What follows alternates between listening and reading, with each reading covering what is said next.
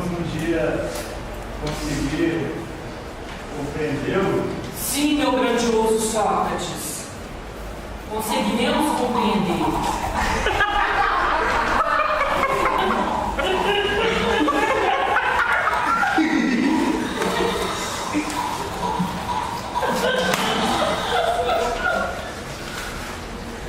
Sócrates é talvez o personagem mais enigmático de toda a história da filosofia. Ele não deixou escrita uma única linha. E ainda assim, seu nome está entre os que mais influenciaram o pensamento ocidental. A vida de Sócrates tornou-se conhecida principalmente por meio de seu aluno, Platão, o mesmo que viria a ser um dos maiores filósofos da história. O ponto central de toda a filosofia de Sócrates era procurar não impor seus ensinamentos às pessoas. Ao contrário, dava a impressão de que estava aprendendo com seu interlocutor. Sócrates fingia-se alheio ao tema da conversa ou aparentava uma ignorância que não tinha. Chamamos a isso ironia socrática. Dessa forma, ele constantemente apontava as condições do pensamento ateniense. Isso em plena praça pública. Encontrar-se com Sócrates significava correr o risco de se expor ao ridículo ou de se tornar alvo de chacota diante de um grande público. No ano 399 a.C., uma maioria apertada de um júri de 50 membros o condenou por induzir o culto a novos deuses e conduzir os jovens a um mau caminho. Ele poderia ter se salvado, mas não seria ele mesmo. O ponto é que ele tinha sua consciência e a verdade em mais alta conta de sua própria vida. Pouco depois, cercado pelos amigos mais próximos, bebeu um cálice cheio de veneno e morre.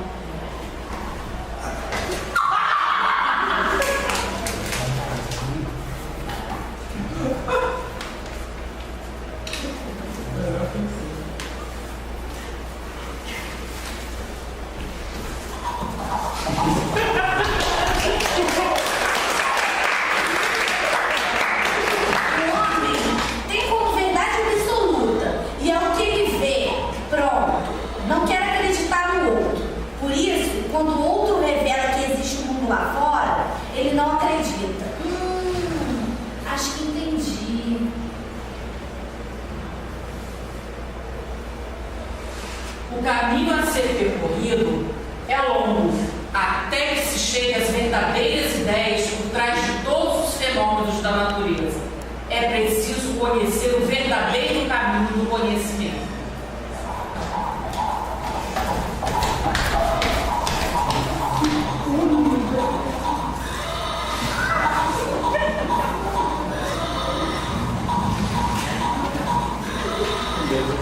Platão tinha 29 anos quando Sócrates teve que beber da taça de veneno. Por muito tempo, ele fora discípulo de Sócrates e acompanhou de perto o julgamento de seu mestre. O primeiro trabalho de Platão como filósofo foi divulgar o discurso de defesa de Sócrates, referindo-se àquele mais do que havia dito ao júri. Além do discurso de defesa de Sócrates, ele escreveu uma coletânea de correspondências e 35 diálogos filosóficos completos. A preservação desses escritos está diretamente relacionada ao fato de Platão ter fundado nos arredores de Atenas sua própria escola de filosofia, situada num bosque batizado em honra ao herói grego Acadêmico. Daí, a escola filosófica de Platão herdou o nome de Academia. Na Academia de Platão, ensinava-se filosofia, matemática e ginástica. Platão dizia que tudo aquilo que podemos tocar ou sentir na natureza flui. Para Platão, aquilo que é eterno e imutável não é nenhuma substância fundamental que pertence ao mundo físico, mas sim modelos ou padrões espirituais ou abstratos dos quais deveriam todos os outros fenômenos. Platão dizia que deve haver uma realidade própria atrás do mundo dos sentidos. A essa realidade ele chamou de mundo de ideias. Lá estão os modelos eternos e imutáveis, atrás dos diferentes fenômenos que presenciamos na natureza. A essa abordagem notável nós chamamos de teoria das ideias de Platão. Segundo ele, o corpo humano é dividido em 3 partes: cabeça, peito e baixo ventre. A cada uma dessas partes corresponde uma característica da alma.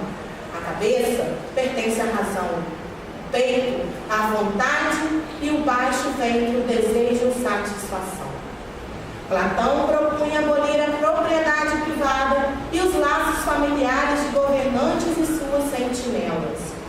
Ele foi o primeiro filósofo a defender a construção de jardins de infância públicos e escolas no período integral.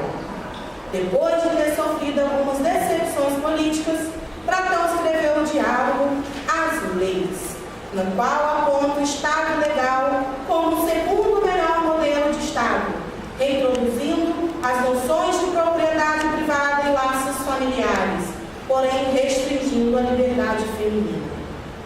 Platão tinha uma visão positiva das mulheres, sobretudo quando levamos em conta a época em que viveu.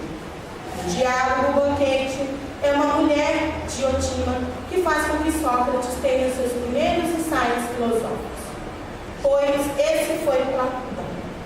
Por mais de 2000 anos, as pessoas vêm discutindo e criticando sua formidável teoria das ideias. E o primeiro a fazê-lo foi um aluno da sua própria academia, Aristóteles, terceiro grande filósofo de Atenas.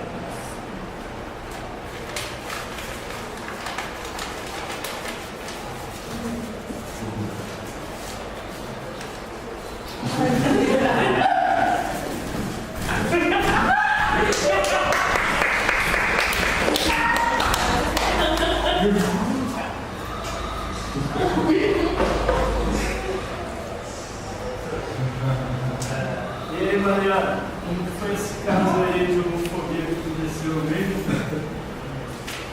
Sabe, é aquele que não sabe.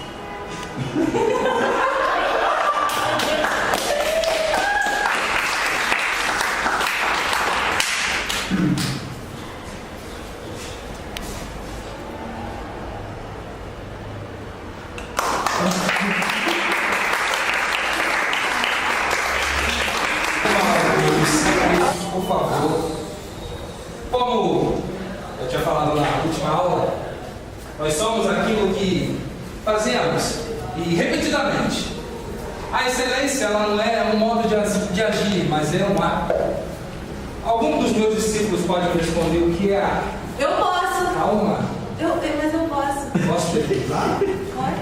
Poderia me colocar sobre Eu o princípio posso. da causalidade? O princípio da causalidade, você é um Deus. Você é um Deus. Você acredita que tudo deve partir do movimento. Toda causa tem um efeito, todo efeito vem de uma causa. O princípio da causalidade, formal, material, eficiente e final. Isso aqui pode ser uma pedra, mas eu posso formar algo com ela. E dessa pedra eu posso trabalhar até que ela seja eficiente. E aí eu posso chegar à minha finalização. Tudo para você vir no movimento. Eu te amo, você criou o liceu. E você é maravilhoso. Você fala sobre o ato e a potência. O ato era ser e a potência vira ser. Mas todo ato vira uma potência, mas uma potência pode virar ato.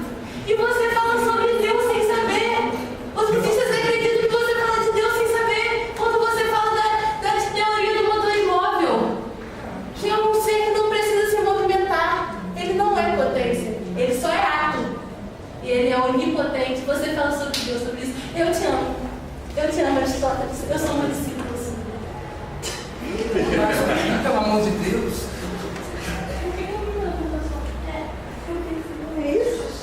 Se ela ama ele.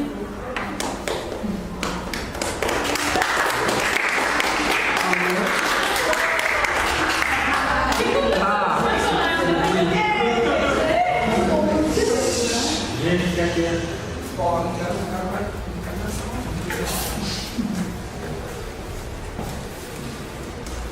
Boa noite.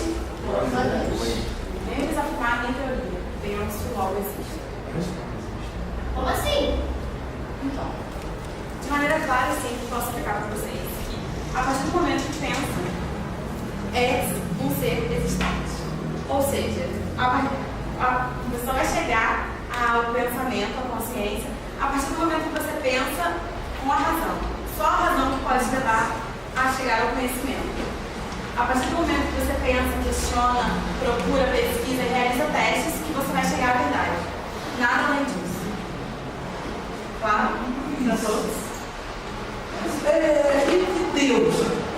Como é que se diz Deus? Então, Deus é um ser superior que possui tudo, todas as respostas, e ele põe um pouco de, assim, põe dentro do ser cada resposta. Tipo, a verdade está dentro do ser por ele. Cada um tem a verdade dentro de si. E a partir do momento que você pensa, você consegue chegar a essa verdade. Mas como você explica o dualismo? O dualismo, ele consiste na ideia de corpo e alma separados. Ou seja, tem a matéria e espiritual.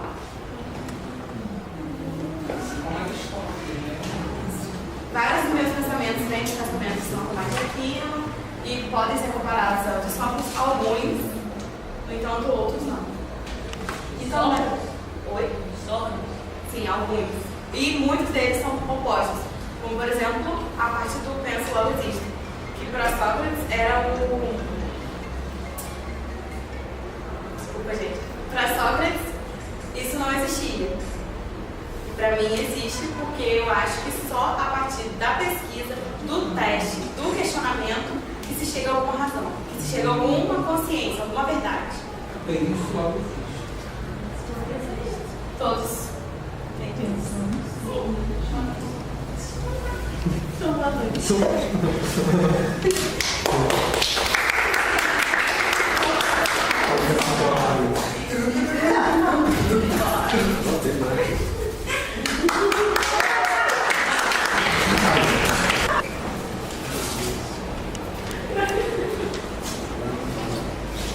Bom, gente, boa tarde. Boa tarde. Tá muito fraco. Boa tarde. É isso. Para a gente começar bem, vou convidar algumas pessoas que a gente vai experimentar, as pessoas que serão selecionadas, vamos experimentar esses quitutes aqui. Vocês me ajudam? Claro. Gente, quem quer ser professor? Quem quer, gente? Vem cá, Mariana, Eli, Breno. Seja um pouco. A Mariana vai experimentar as coisinhas. O Breno vai falar pra gente. Alguém pode tirar os três segundos? A menina está trabalhando com a igreja espinosa. E aí, por favor, não quem pode me ajudar a tirar os fios?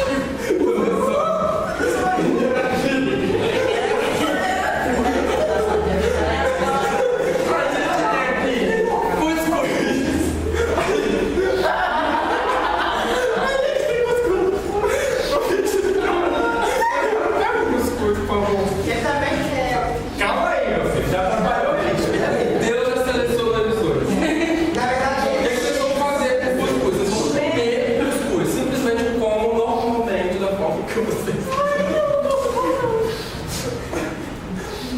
Vocês terminaram de comer, não se tudo não. Ah, pode comer.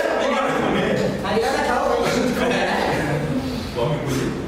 Certo, deixa eles terminar, não atrapalha a direção deles não. Já lá,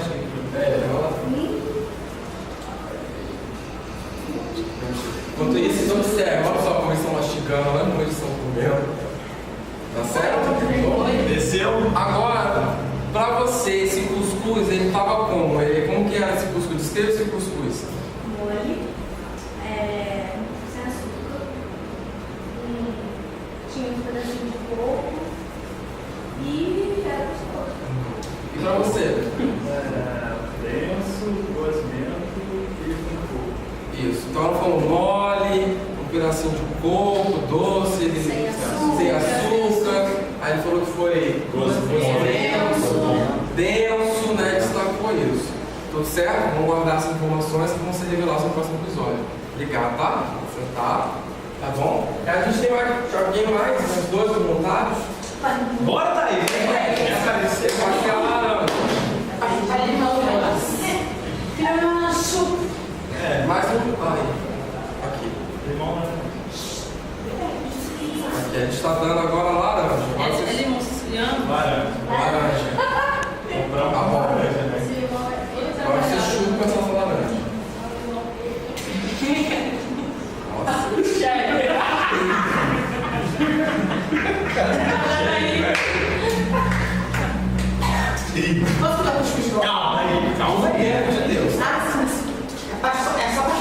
Respeito. Depois que sujaram. Agora, esse limão foi com laranja. Essa laranja. Então, ela tá doce, porém, como eu mordi a casca, veio aquela acidez da casca, né? Deu um pouquinho. Tá. Como eu mordi a casca, peguei só a parte mais interna aqui, tá bem gostosinha, não estava tão doce como eu também chupei algumas, mas também não estava assim azeda, como tem alguns, também estava meio termo. Tá. Então ela achou doce também. Aí ela falou que não estava tão doce quanto as laranjas que ela já provou alguns da vida. É isso? Então guarda essas informações que vai usar mais tarde. Obrigado, já. Agora, mais 2 voluntários. Breno. Seria legal se você não outras pessoas. Bora, Júlia.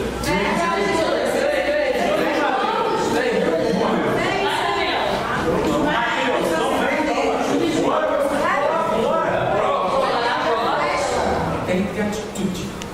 Aqui atrás, a gente tem essas figuras de psicologia. Vou pedir para que cada um de vocês olhem e digam pra gente o que vocês estão vendo. Vai dar aí um de cada vez. Cada uma delas? Não, peraí, seria legal se eu falasse no seu ouvido. Pra não influenciar. Você vê e o que você acha que fala pra ele. Você vê e fala pra mim. Deixa ela falar. Você pode olhar e fala para mim.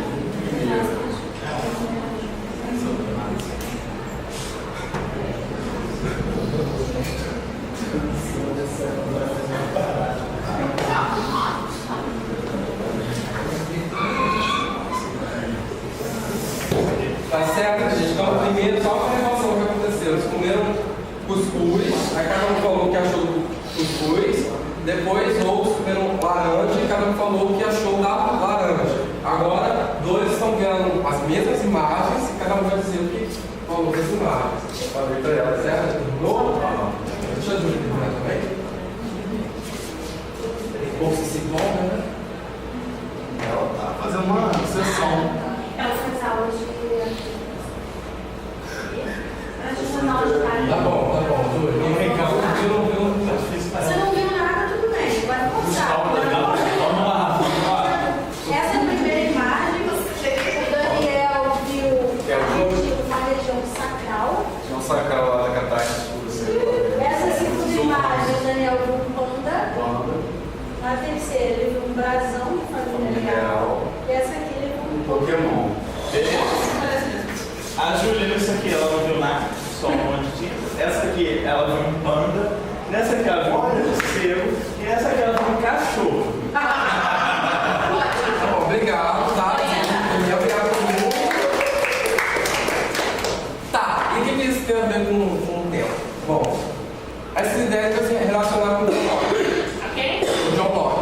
E John Locke falava principalmente na questão de que nós nascemos como uma tábua rasa, nós nascemos uma folha de papel branco, ou seja, sem ideias graves. Nascemos zerados, novinhos.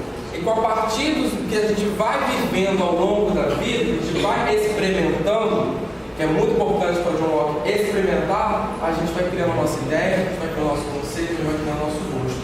Por isso que, para Mariana, o cuscuz estava mais mole, e sem açúcar, e para o Breno já estava doce, já estava denso. Por quê? Porque Mariana é uma pessoa, Breno é outra. Mariana viveu coisas que o Breno não viveu, ela passou por coisas que ele não viveu. Então, obviamente, ela vai ver, vai olhar as coisas e vai dar significados diferentes para o Breno. O mesmo serve para Michele e a Thaís. Michele chegou até a falar uma coisa interessante, que é: já chupei outras mais doces ao longo da minha vida. E é por sentido também, será? Enquanto paladar, assim? Sim, mas é por quê? Porque Michele é um outro sujeito e ao longo do que ela for vivendo, as coisas, ela vai dando outro significado para a mesma coisa, não era o mesmo laranja, era o mesmo cuscuz. Por que para você estava doce para ele, para você estava sem açúcar e para ele estava com açúcar? Porque pra você tava mole, pra ele já tava mais dentro. Porque você percebeu isso e ele tinha uma outra coisa. A questão da Mariana ter mordido a casca também, a Michele não não, foi quem? A Thaís mordeu a casca e a Michelle não mordeu. E ela logo caminhos parecidos, só que uma trilhou por um. Isso aí pode ser comparado à experiência mesmo. Sim, exatamente. é a experiência da vida. Então é isso que o John Locke vai frisar mais. E é a mesma coisa que a gente fez agora no último teste com as imagens. São a mesma imagem. Um viu um Pokémon, outro viu um cachorro, outro viu um brasão real, outro não sei o quê. Mas não é a mesma imagem? Porque para ele foi um cachorro e para ela foi, sei lá, foi o quê? Para ele foi um cachorro útil. Pra ela foi um cachorro. Por quê? Sendo que é a mesma figura. Porque ele viveu coisas que você não viveu, você viveu coisas que ele não viveu. Por exemplo, você fez balé clássico. Né? Então, tem muitas coisas, né? Coisas que ele não fez balé. Então, tem coisas que você pode ver na vida, você pode fazer uma ligação. Ele já toca bateria, então ele pode ver outras coisas na vida e pode fazer uma ligação. Com certeza. Hoje não discute.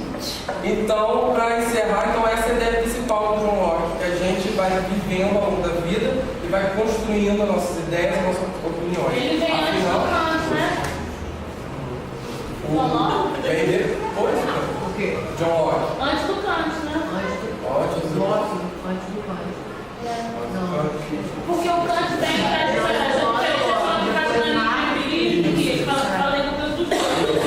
ele viu antes o racionalismo, alguém viu antes o James. Foi de você. Então, gente, só para encerrar o John, né? Gosto não se discute. Agora eu vou deixar A gente vai ver uma pegada. Não, só de uma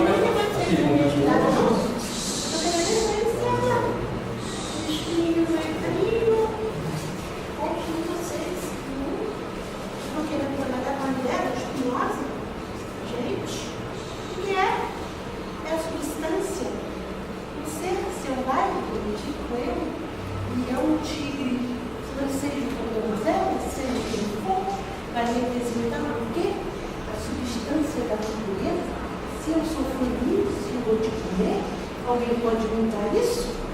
Na hora de plantar um pé de pera, um pé de maçã, uma lamúria laranja, alguém vai modificar o sabor dela? A substância está desaparecida e espinhosa. Seja ele, gostoso ou não, azedo ou não, entendeu?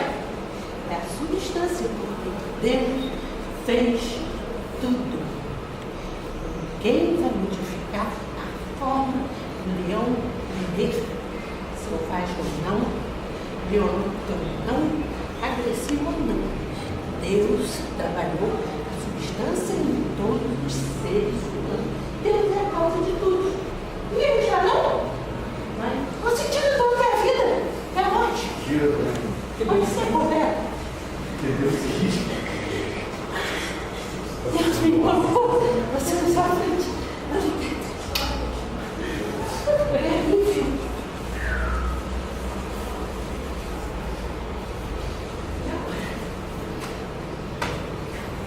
Olha, passei por uma cena agora que você precisava ver. Poxa, cheguei agora para trabalhar esse terreno urbano, tive que encarar uma situação de tirar os pinhos do tigre. Agora, será que você não percebe, minha filha, que para mim trabalhar não é ter dinheiro para atender esse pessoal todo? Sabe por quê? Deus. Olha, eu vim na faculdade agora, eu fiz uma prova horrível, eu não vou conseguir a média, meu Deus, eu não vou conseguir a minha vaga na faculdade, eu não vou conseguir, meu Deus. Calma. Está tudo nos planos de Deus. Michelle não morreu, Michelle! Calma, Thales, calma. Tá tudo nos planos de Deus. Ô Luiz, você não sabe o que aconteceu. Você lembra de Miau? Pegadinha, Miau. Ela morreu. Ai, Michelle, tá tudo nos planos de Deus. Cara, eu tô passando por uma situação muito difícil. Minha gata morreu, minha mãe morreu, perdi meu emprego e não passei no vestibular. Então todo mundo falando que é tudo nos planos de Deus. Opa. Não. De acordo com a ideia de Spinoza, Deus existe sim, mas ele não é um ser que está sentado no trono determinando o que vai, o que não vai acontecer, se gato vai morrer, se você vai passar no vestibular. Afinal, Deus está no mundo e o mundo está em Deus. Conseguimos chegar assim. Deus está no mundo e o mundo está em Deus. Deus existe, mas acontece que nós regemos a nossa Mas tudo tem a sua própria natureza, assim como um tigre sempre vai comer carne, a macieira sempre vai dar maçã. Mas o principal é que nós regemos tudo e fazemos o que queremos. Assim como eu vou te beijando agora, porque eu quero.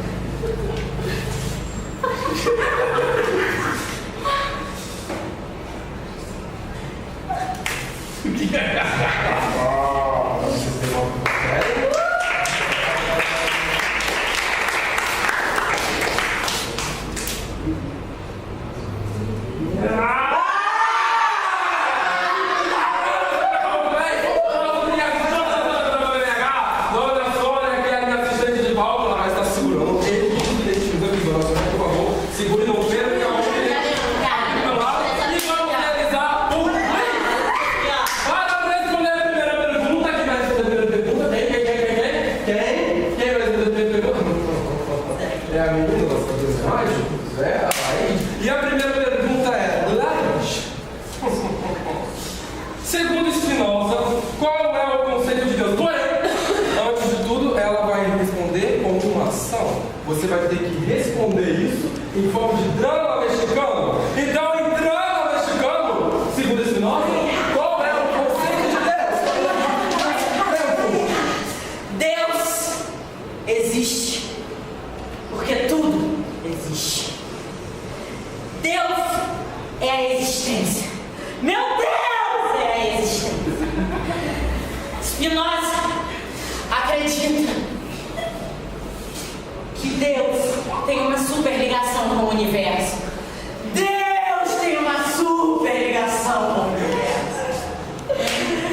Se você acredita que o Deus existente é o Deus dos cristãos, o do Gênesis, você não acredita em Deus, porque o Deus de Spinoza não é um Deus homem que veio ou está por vir, mas sim um Deus existente. Se você olha Deus no olhar de uma criança recém-nascida, você enxerga Deus. Se você olha Deus no nascer de um sol, você enxerga Deus. Amém.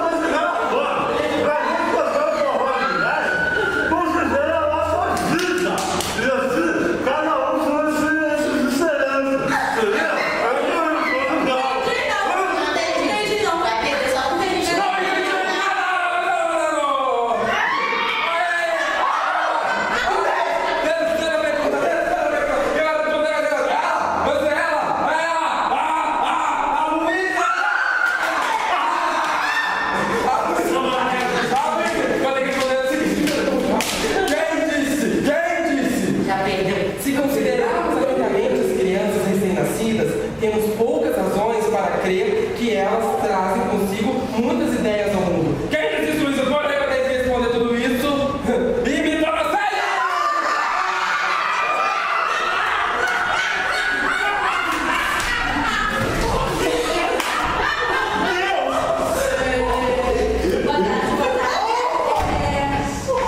Essa frase foi dita por John Locke. John Locke foi.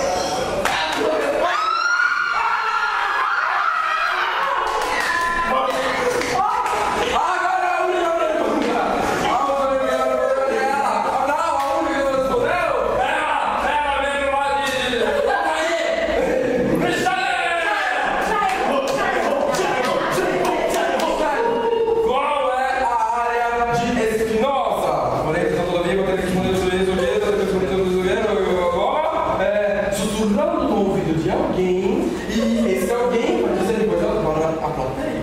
Valendo, qual é a área de Spinoza?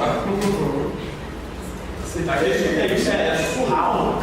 Ela perdeu. Ela acertou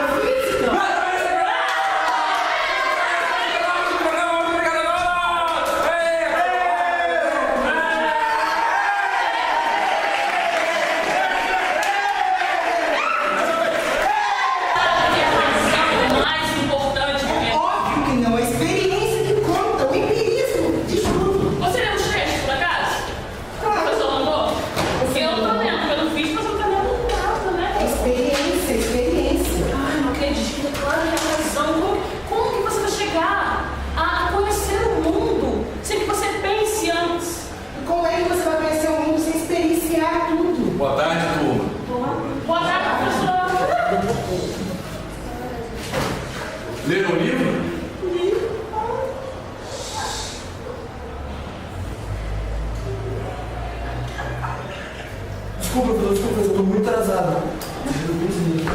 Como sempre, né? Então,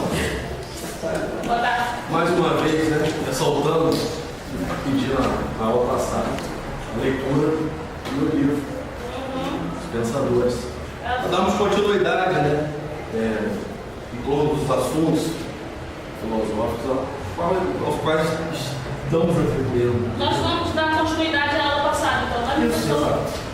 Correto. Eu trarei agora algumas questões do quadro. E peço que vocês prestem bem atenção no que eu estou escrevendo, enquanto estou escrevendo. A O que eu estou atenção é escrevendo? importante, né? Sim. A atenção é importante, assim como a razão é bastante importante também. Mas a experiência conta, né, professor? São contrapassados. A experiência conta, bem como a razão. E o que eu vou trazer aqui representa a consciência de vocês. O simples fato de eu escrever numa lousa, levando o fato da lousa poder representar a consciência de vocês. Vocês só recebem informações? Vocês só recebem informações externas? Ou a consciência de vocês por si só atribui-se também? Sim, através do pensamento, eu acredito que a gente considere aquilo que vai sendo trazido e aí, através do pensamento e da razão, a gente chega a alguma conclusão, não é verdade? Pois é, vocês não são apenas uma lousa recebendo informações. E sobre o que vocês estavam falando antes de eu entrar? A gente estava discutindo a questão da razão e da experiência. Porque eu falei com ela que a experiência é muito importante. Porque se você não viveu, como é que você vai entender? Se você não viveu, como é que vai entender? Você acha que é necessário viver sempre para poder entender? Sim, acho. Então,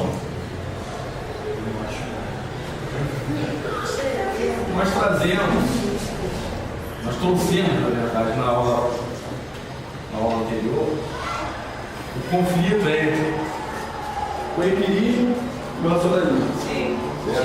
Demos início, né, professor? E a razão. E o caminho que devemos tomar é qual? O de rompimento, na verdade, com esse conflito, porque ambos trazem suas importâncias.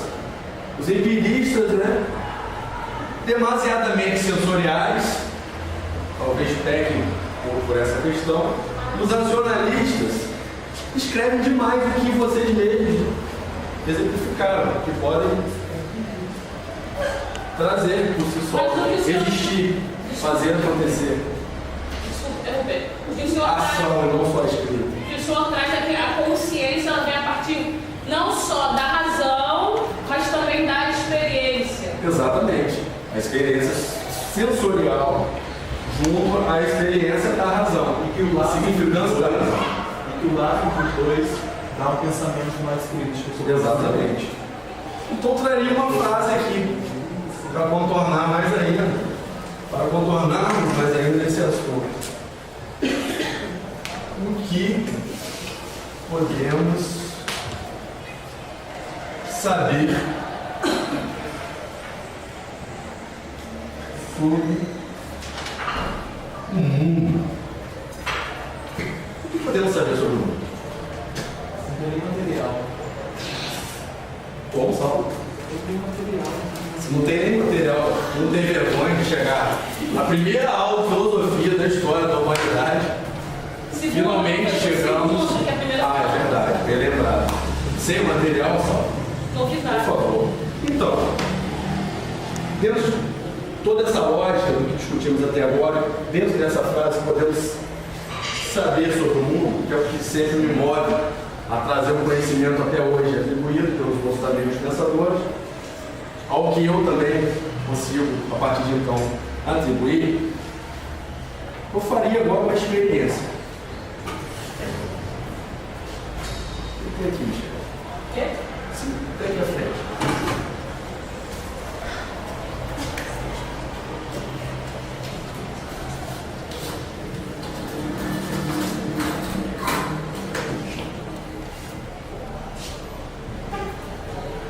Olha dentro do horizonte. E em torno da sala. Põe esses olhos.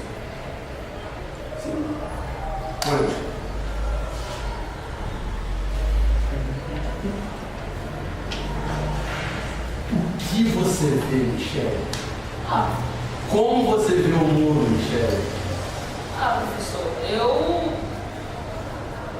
eu continuo a ver as mesmas coisas que eu estava vendo antes. A janela, as pessoas aqui na minha frente, a linha do horizonte, a palmeira ali, o coqueiro. Mas como antes? Agora Você era tudo vermelho, né? Tá tudo vermelho. E teria como ser de outra forma, utilizando os óculos, esses óculos lentes vermelhos, como pressuposto da razão, um fruto da razão. Tudo que você continua enxergando de fora, continua existindo da mesma forma. Mas para você, a partir dessas lentes, da forma como você enxerga agora, o mundo é vermelho. Se você for passear pelo pátio, O mundo é vermelho porque eu coloquei os óculos. você vai sair pelo mundo é vermelho agora? Não é por aí. Claro que não, né? Eu sei, de acordo com a minha razão e também com algumas experiências passadas, que os óculos, quando você os coloca, seja de grau, vai aumentar. Sim. É um No outro exemplo. entanto, este tem as lentes vermelhas e devido a isso, o mundo passa a ficar vermelho. Sim. Outro exemplo que poderíamos trazer, não pude trazer agora, né, o recipiente, mas poderíamos utilizar como exemplo. Um jarro d'água, dois, melhor dizendo, em dois formatos diferentes, a mesma quantidade de líquido para ambos. Cada um será formatado de acordo com o recipiente, certo? Mas a água e a sua quantidade será a mesma. A substância continua sendo Isso, a substância e a sua quantidade em cada recipiente. Porém, a formatação, né, um recipiente quadrado e um outro. Isso. Entendi, então. interessante isso, hein, professor? E isso tem a ver com a experiência, um jeito diferente de vermos as coisas. Com a nossa experiência, Faz todo sentido. o que trazemos enquanto experiência do ser, temos internamente, o que pensamos e como é nos apresentado. Desde quando eu falei para vocês, inclusive eu estou trazendo professor, vocês não só recebem, vocês também É correto afirmar que o cristão ele não é a favor da legalização das drogas porque a família é cristã? Como? O cristão ele não é a favor da legalização das drogas porque a família é cristã, que é o jeito que ele viveu no Não é por aí. Eu trago sempre uma frase, também além dessa, que eu quero levar em minha laje. Levar em minha laje. Duas coisas me enchem a alma de crescente admiração e respeito. Quanto mais intensa e frequentemente o pensamento delas se oculta. O céu estrelado acima de mim e a lei moral dentro de mim são as provas de que há um Deus sobre mim e um Deus dentro de mim. A partir de então, trazemos uma questão da lei da moral. Trazemos a ética do dever. Então, E o livre-arbítrio. a gente passou pela razão, pela experiência, e agora a gente vai para... Sim, mas deixa eu concluir já que o Saulo trouxe esse pensamento. Nós temos o livre-arbítrio. E a partir de então vocês concordam que temos liberdade só através do livre-arbítrio ou por nossas ações? Sim, livre-arbítrio quer dizer que a gente está livre, é livre. Você acha que você está livre a partir Sim, estou livre para fazer qualquer coisa. Se eu quiser, sei lá, chegar aqui e enfiar a faca dele aqui agora, eu posso fazer isso, eu sou livre. Sim. Você acha isso? Não seria assim, professor? Essa lei moral e categórica nos traz, serve para todas as coisas que nós temos. Tá? Lei o quê? Moral. Lei moral e categórica. Categórica serve para todas as coisas. O livre-arbítrio é paralelo à liberdade. Eu dou um exemplo. Em relação à ética e a você. Você com um fim em si mesmo e não para alcançar outras coisas. O bem em você mesmo e para com o outro. Que traz essa questão que o Saulo levantou. Em relação ao divino, que também existe na nossa leitura, pelo menos eu sigo cristã. Eu não quero fazer ao outro porque eu não quero que façam a mim, correto? E o fundamento de liberdade trago isso também. Só um minuto.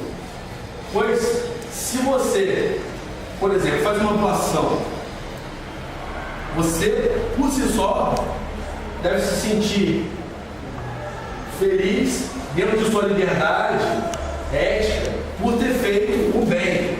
Independente, se ao chegar ou não chegar onde deve chegar, será conforme você quis, conforme você acha correto, mas você traz a ética, você sabe o que é correto e o que não é correto.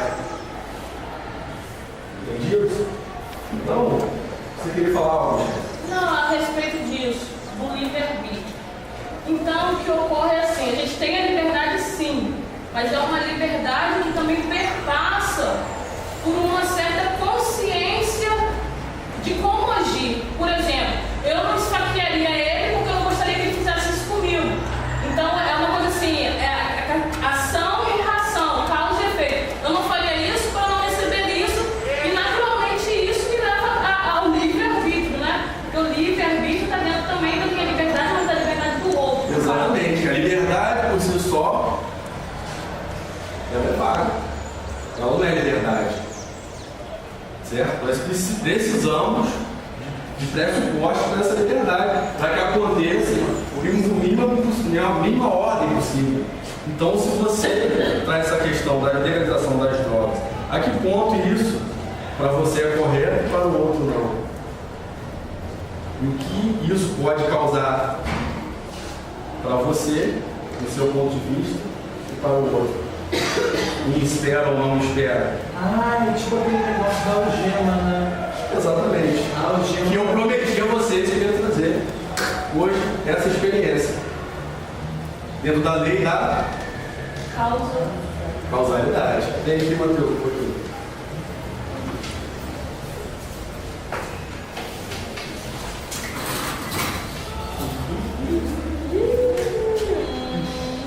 Fica à vontade.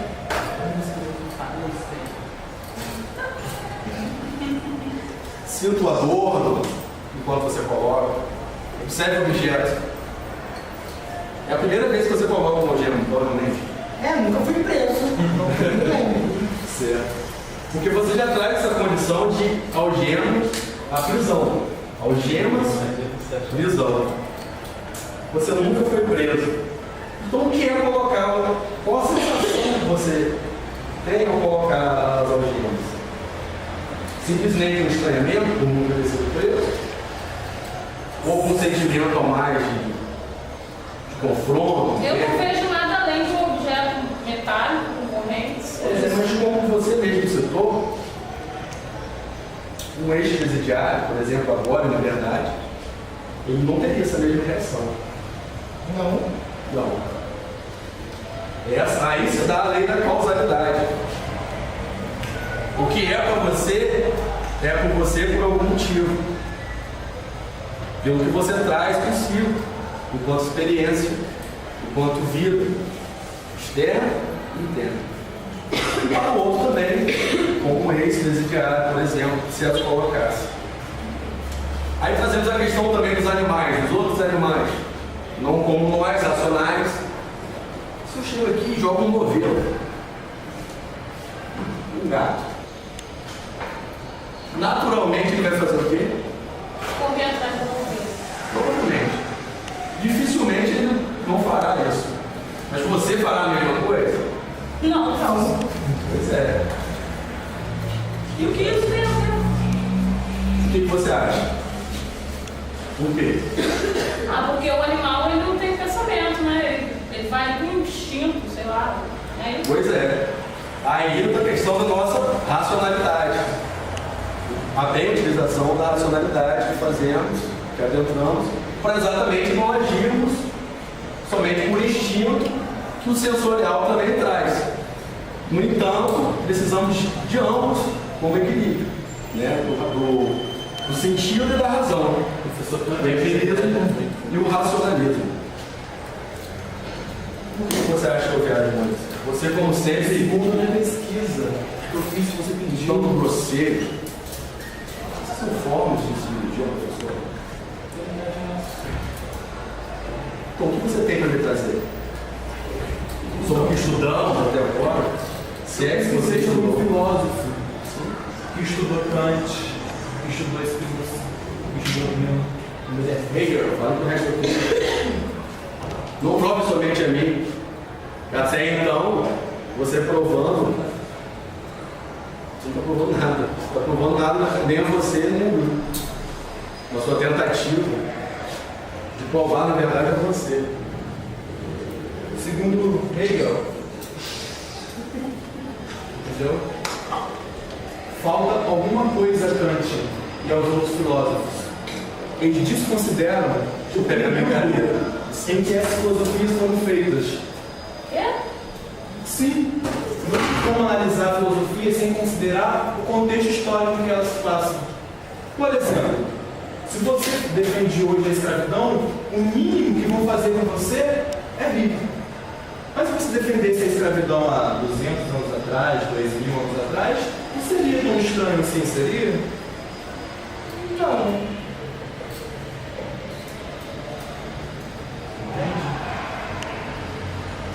O contexto histórico, ele acompanha a filosofia desde sempre.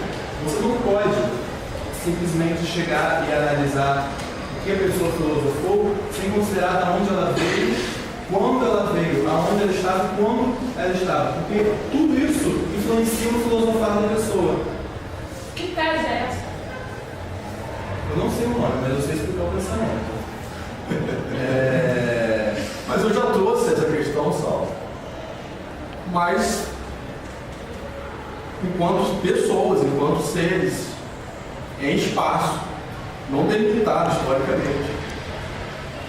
Então, você está no Brasil no século XXI e você não pode defender a escravidão. Ou pode, mas não pagar de louco.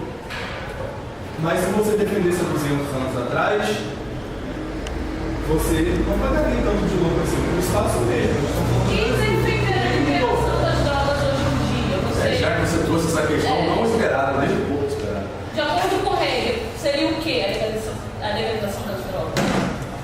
de acordo com Hegel, Sim. de acordo com Hegel, Hegel não tem nada, porque ele não analisa, ele não filosofia, é um método de filosofar. Considerar Que dependeu de mim, né, Saulo? dependeu de você, mas você é muito teórico, Kant. Bota o pezinho no chão, entendeu?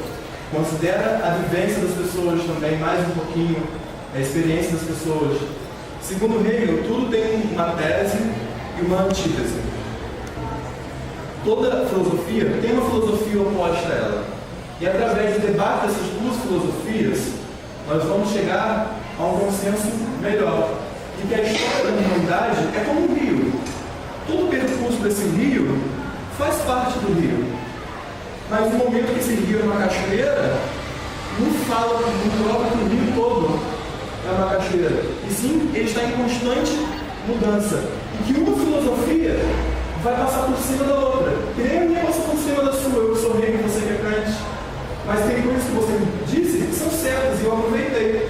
Mas você disse coisas erradas também, que eu descartei. Porque esse é o caminho da humanidade. Meus amigos disseram também. Como seus amigos disseram, Sócrates disse. Inclusive, isso que você traz do Rio, de certa forma, Aristóteles também traz. Mas não vamos entrar nessa questão porque agora, porque não é a intenção da nossa aula. O foco. Não vamos perder o foco. Mas o assunto está bom. Tomou uma boa amplitude. Esperava menos de você. Então,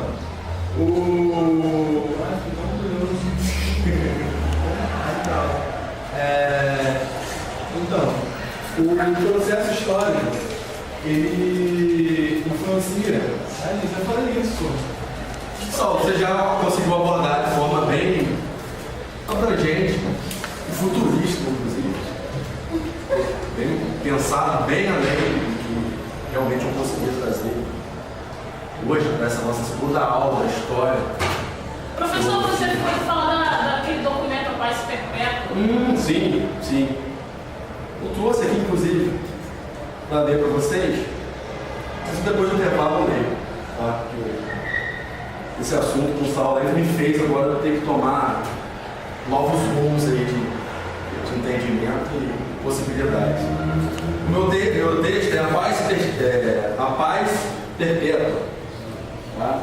Eu defendo uma Assembleia Popular entre as nações, exatamente para a gente chegar a um consenso universal, para não chegarmos a níveis de conflito que esse tipo de divisão acabam trazendo, as guerras, diferentes culturas. isso, que futuramente, inclusive,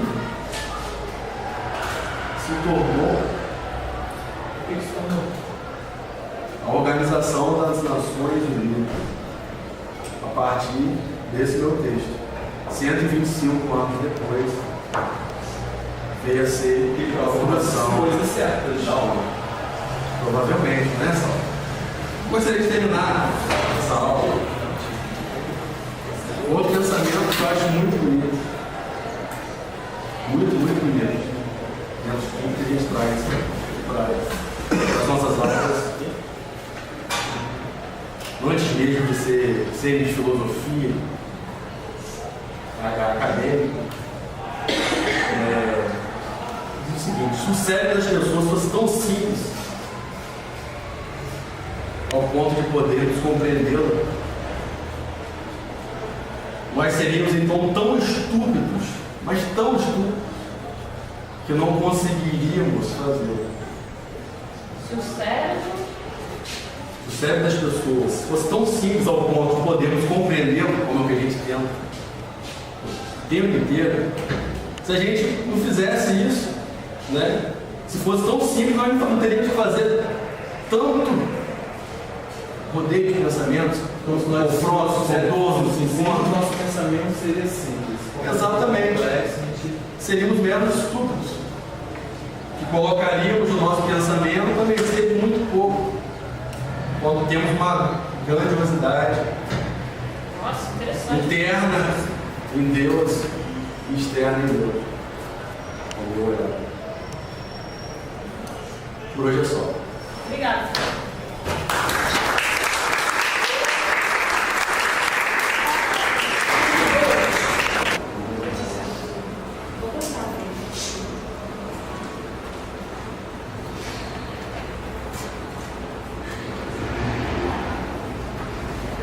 Boa tarde. Com licença, todas as nossas mesas estão ocupadas. Será que o senhor se importaria de compartilhar uma mesa com o jovem rapaz que chegou? Se ele não for atrapalhar o meu estudo, será bem-vindo. Obrigada. Cavalheiro.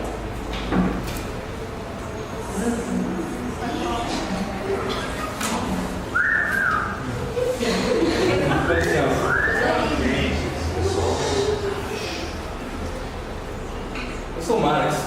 E o senhor? Olá, Marcos. Sou o Kika. Eu posso servir ao cavalheiro? Deixa eu ver.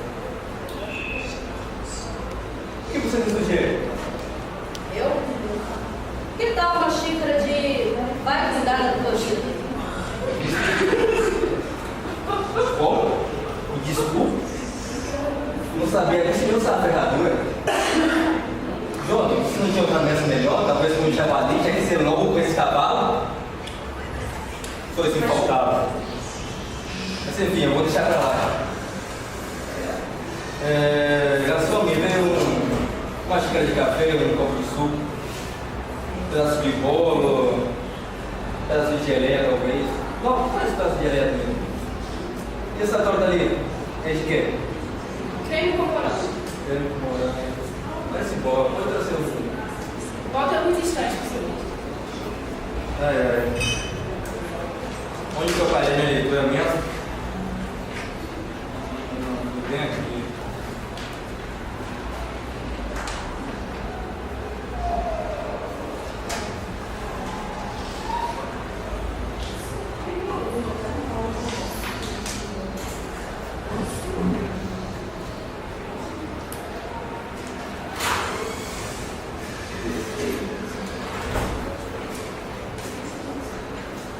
Nossa, os cavaleiros estão estudando Hegel.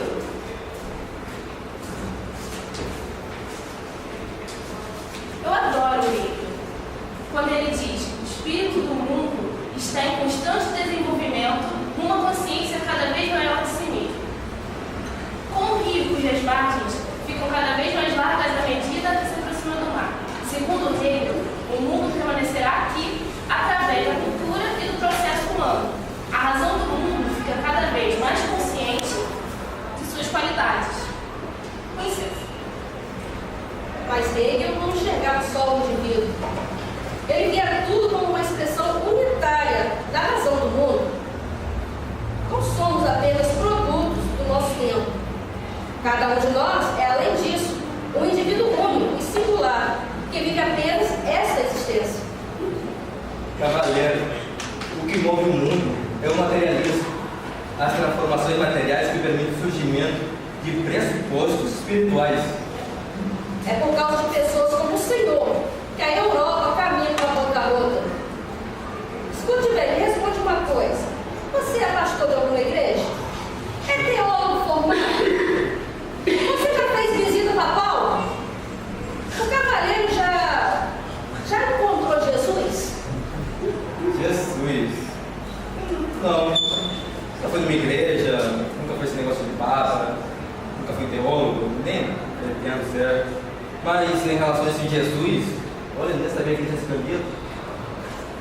O que eu estou tentando dizer é que religião e razão é como fogo e água. Ou você acredita que Jesus ressuscitou no terceiro dia ou não. Ah, então agora você tem que colocar Deus no meio.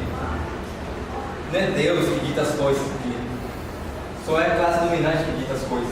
Você acha que os pais pegam os filhos e escolhem com quem ele vai casar sobre quem ele acha que vai ser feliz? É claro que não. Eles querem saber quem vai ficar com mais, quem vai ficar com mais terra. Falando nisso do teu casamento, cadê a tua noiva? Você não casou por quê? Não tinha terra suficiente. Como ousa falar de um assunto tão sério e íntimo, sem qualquer conhecimento, seu herege? Mas saiba de uma coisa, Max. Nessa vida, nem tudo tem preço, mas com certeza tem troco. Os senhores desejam pedir mais alguma coisa? Tudo bem. Cavaleiros, eu fico pensando. Hegel realmente era fantástico. Segundo ele, o estudo da história demonstra que a humanidade avança a passos firmes para racionalidade e liberdade. Com licença. Bom, tinha que ser um escravo alienado. Nesse ponto, eu tenho que concordar com o nobre cavalheiro. Ele estava tão obcecado em explicar a existência através da história que se tornou um ser humano completamente alienado. Chegou a se esquecer do próprio nome. Não é? Eu penso mesmo. Mas com tudo isso, eu tenho umas dúvidas. O que o senhor acha do ser humano? Mas não é o ser humano que importa, mas sim a existência do indivíduo que conta. Todo mundo sabe disso. Existência? Nesse capitalismo? Só se você for filho de burguês, né? Eu me refiro à existência, à consciência da própria existência. Trata-se de uma questão de vida ou de morte. Quer ver um exemplo? Imagine que o nobre cavaleiro acaba caindo num lago profundo e dentro daquele lago, imerso às águas, o cavaleiro ficaria pensando se vai se afogar ou não? Será que ele, em meio àquela quantidade de águas, sem conseguir alcançar o fundo, o cavaleiro vai ficar se perguntando, será que aqui existe crocodilo ou não? Ou será que o cavaleiro, no meio daquela situação, vai arrumar uma forma rápida de sair daquela situação? Você é uma pergunta muito idiota, porque eu não estaria correndo. Viu só? Tudo é uma questão de existir ou deixar de existir, independente de ser filho de burguês ou não. Ouça bem, prezado cavaleiro. Somente existem 3 estágios na caminhada da vida. São eles: o estágio estético, que nada mais é do que o belo, o bom, o agradável. Portanto, alguém que vive nessas condições, ele está preso ao mundo dos sentidos e fica a mercê dos seus próprios prazeres e sensações. Logo, se alguma coisa acontece de errado, ou dá ruim, ou fica triste para ele acaba levando aquilo para um lado negativo. Mas não se preocupe, mas não se espante, porque até mesmo a angústia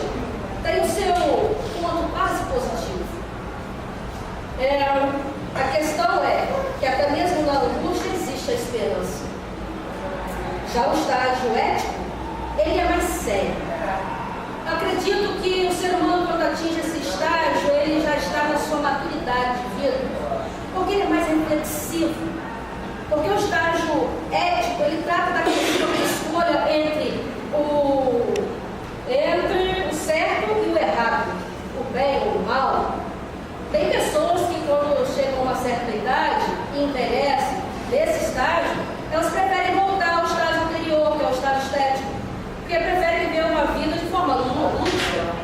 Tem outros que preferem avançar mais um degrau e alcançam o estágio, o terceiro e último estágio, o estágio religioso, onde a fé é a sua escolha, ao invés de sensações momentâneas. Nesse estágio, escute bem, nesse estágio, passamos a estar à mercê das mãos de Deus. E é nas mãos de Deus, ouça bem, Marcos, é nas mãos de Deus que encontramos a verdadeira consolação. Com licença, senhores vão querer mais alguma coisa? Não quero nada não. Que negócio de consolação é essa? Você acha que nesse mundo capitalista tem consolação? Você acha que Deus é consolador desse mundo? A única consolação que existe aqui é esse capitalismo de merda, cara.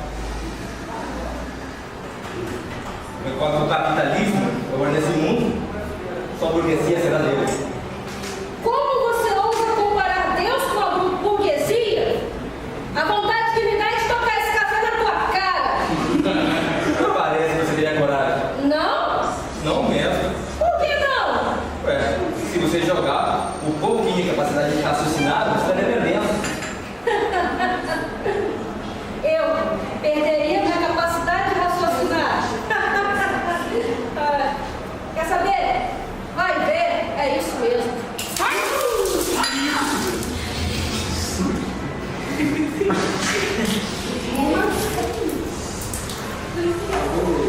Você acha que isso vai ficar assim? E o que o cavaleiro pretende fazer a respeito? Exatamente o mesmo. Assim.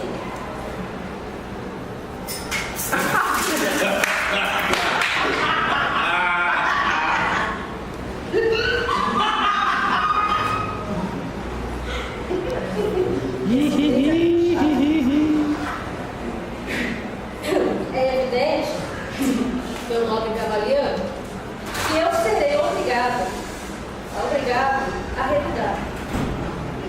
Não parece, tem coragem. Chupa mais!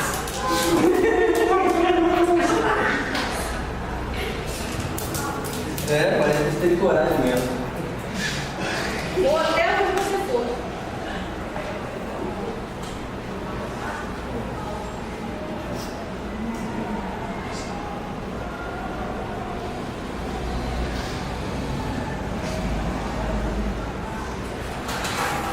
Até onde for?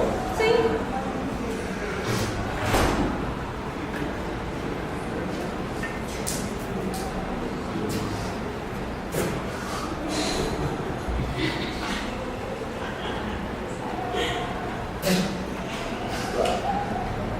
Lamento, mas isso não vai ficar sem resposta.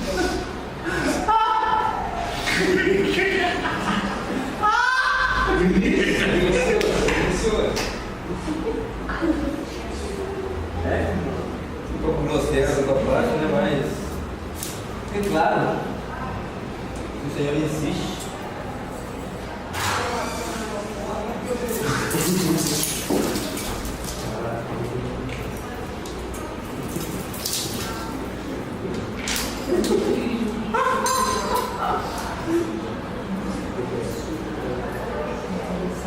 É desta forma que o cavaleiro demonstra sua magnânima inteligência.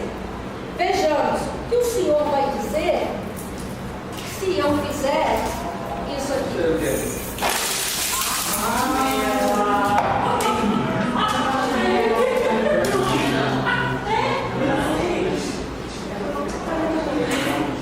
Vou pegar um pouco de suco.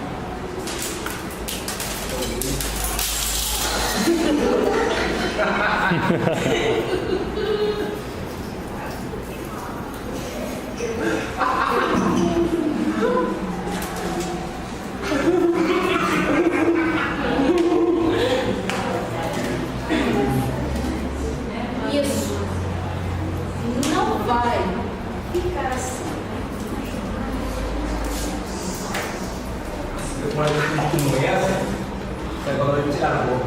Como ousa falar de algo tão sério? Seu estúpido! Não vai ficar assim! Será que o senhor não percebe? Você vê o quê? Estão todos olhando pra gente? Ai, meu Deus.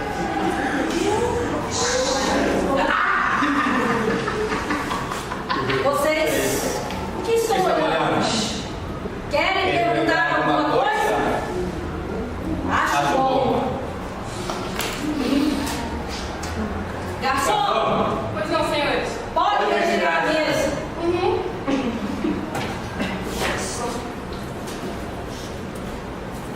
Ah, de conta a conta? Ou ele dá pra esse burguês mesmo?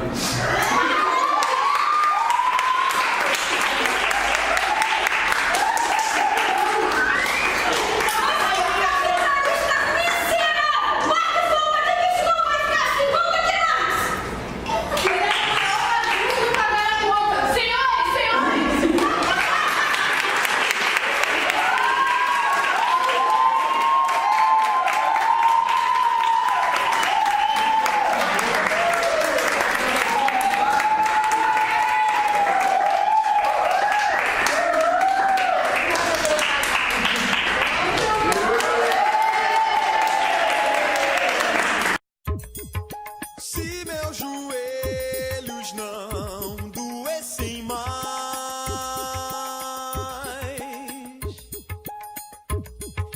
diante de um bom motivo que me traga fé, que me traga fé.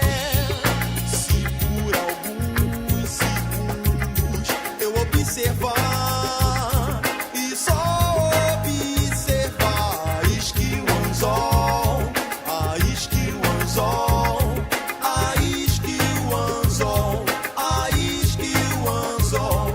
ainda assim estarei pronto pra comemorar. Se eu me tornar menos faminto que curioso, o mar escuro trará o medo lado a lado com os corais mais coloridos.